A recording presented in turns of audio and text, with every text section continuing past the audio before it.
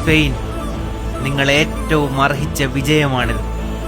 2026 FIFA ലോകകപ്പിൽ ഇസ്രായേലിന് യോഗ്യത ലഭിക്കുകയാണെങ്കിൽ മത്സരത്തിൽ നിന്ന് ഞങ്ങൾ പിന്മാറുമെന്ന് ലോകത്തോട് വിളിച്ചു പറഞ്ഞ രാജ്യമാണ് സ്പെയിൻ. അന്ന് പലരും ചോദിച്ചു, ഇത് കളിയല്ലേ, ഇവിടെ രാഷ്ട്രീയമുണ്ടോ?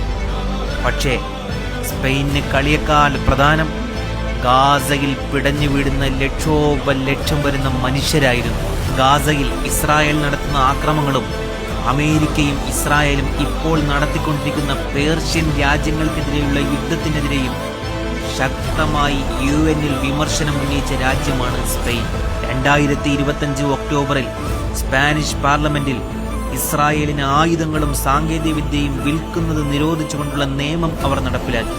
ഒരു കമ്പനിയുടെയും കണക്ക് പുസ്തകത്തിൽ ഫലസ്തീൻ ജനതയുടെ രക്തം പുരളാൻ പാടില്ല.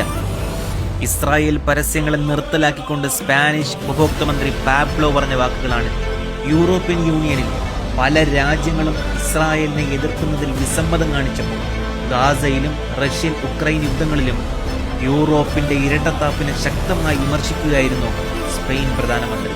ലമീൻ യമാലിനെ പോലെയുള്ള സ്പെയിൻ കളിക്കാരുടെ പരസ്യമായുള്ള ഫലസ്തീൻ അനുകൂല നിലപാടുകൾ തന്നെയാണ് ഇന്ന് സ്പെയിനെ സപ്പോർട്ട് ചെയ്യുന്ന ഒരു വിഭാഗത്തെ ഫലസ്തീനിൽ രൂപപ്പെടുത്തിയത്. ഫുട്ബോൾ ഒരു വികാരമായിരിക്കും, അതിനേക്കാൾ 10,000 മടങ്ങ് വലുതാണ് മനുഷ്യത്വം എന്ന വികാരം.